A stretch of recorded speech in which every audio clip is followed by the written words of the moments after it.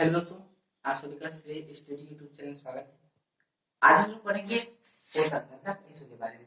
तो जैसा कि हम लोगों ने पिछले वीडियो में जल्दी ऊतक के बारे में पढ़ रहे थे हम लोग पिछली वीडियो में, तो उसमें हम लोगों ने पढ़ लिया था उपकला ऊतक तथा संयोजी ऊतक के बारे में, और उसके हम लोग पार्ट भी पढ़ लिए थे। आज हम लोग और पार्ट के बारे में जानेंगे।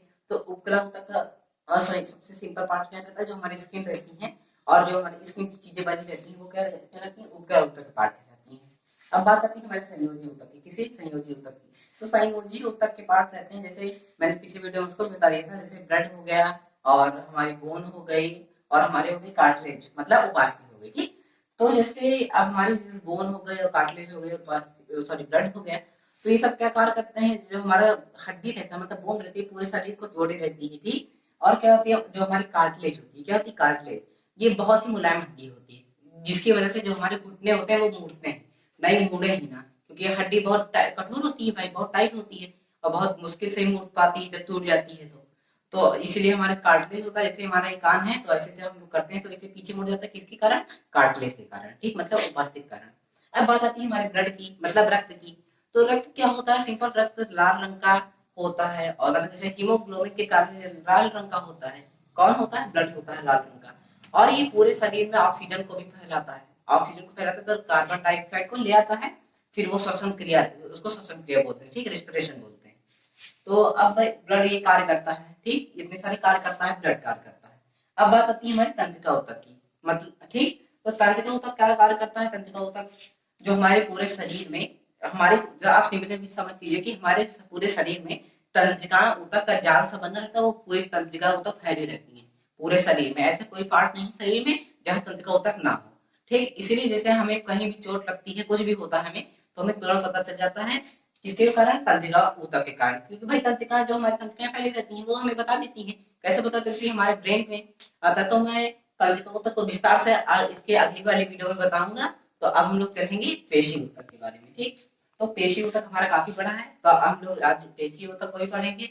तो पेशी ऊतक क्या रहता है हमारा, जो सिंपली पेशी ऊतक पेशी कोशिकाओं से मिलकर बना होता है, इतना हम लोग जान लिए, है ना। और पेशी ऊतक क्या रहता है कि ऐसी क्या, ऐसी पेशी जिन्हें हम अपनी इच्छा अनुसार गति करा सकते हैं, गति से रोक सकते हैं। ठीक, वो कौन सी पेशी कहलाती है, रेखित पेशी कहलाती है, मतलब ऐच्छिक पेशी कहलाती है। ठीक, और बात आती है कि अब ऐसी पेशी, और एक दूसरी कंडीशन भी रहती है कि ऐसी पेशी जिन्हें हम लोग ना अपनी इच्छा अनुसार ना गति करा सकते हैं और ना ही रोक सकते हैं, वो कौन सी पेशी कहलाती है, आरेखित मतलब अनैच्छिक पेशी कहलाती है। ठीक, तो अब बात आती है कि ऐच्छिक पेशी और अनैच्छिक पेशी क्या रहता है। तो ऐच्छिक पेशी में हमारा रहता है हाथ। जैसे हाथ है, तो हम लोग हाथ अपनी मर्जी से उठा उठा कर सकते हैं, क्योंकि भाई हड्डी से हमारी जो पेशी होती है वो जुड़ी रहती है, क्या रहती है, जुड़ी रहती है। तो हम लोग हड्डी को उठाते हैं, जब पेशी उठती है तो ऐसा हमारा हो जाता है, ऐच्छिक पेशी में हाथ हो जाता है। ठीक, अब हम लोग पढ़ते हैं, तो हमारी ऐच्छिक पेशी को हो गया, इसकी रेखित पेशी में लिख दे रहा हूँ यहाँ पे,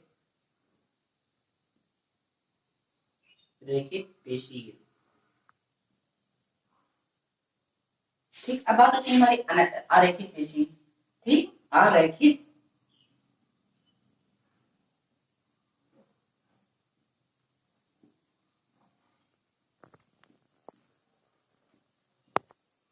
क्या होता है, आरेखित पेशी। ठीक, तो आरेखित पेशी के पार्ट होते हैं, जैसे हमारे आरेखित पेशी पार्ट हो गया, जैसे हमारे हो गया, मान लीजिए कि हमारा हो गया रक्त, तो ना हम भाई अपने रक्त मतलब खून को दौड़ना बढ़ना बंद नहीं कर सकते। और जैसे हमारा हो गया आहार नाल, जिसमें हमारा खाना जाता है ना, तो उसको भी नहीं बंद कर सकते हम लोग, रोक लेके हमारे यहाँ पे खाना पहुंचा है इसके नीचे ना जाए, ऐसा हम लोग नहीं कर सकते ना।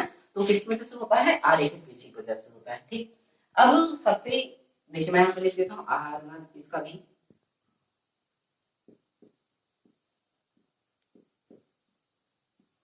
है ना, इसके साथ एग्जाम्पल हो गए। ठीक, अब बात आती है एक अपना हम लोग ले लेते हैं अभी हृदय, क्या मतलब हार्ट ले लेते हैं।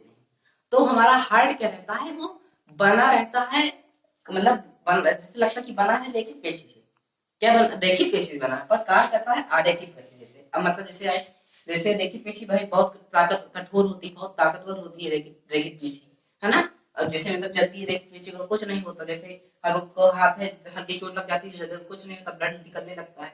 अब जैसे हमारी जो आरेखित पेशी बहुत, वो बहुत ही ज्यादा कमजोर होती है, जैसे उनको आप थोड़ा सा भी कुछ उनमें लग जाएगा तो तुरंत फट जाती है, खराब हो जाती है, जिसकी वजह से आदमी की मृत्यु हो जाती है, मतलब मौत हो जाती है।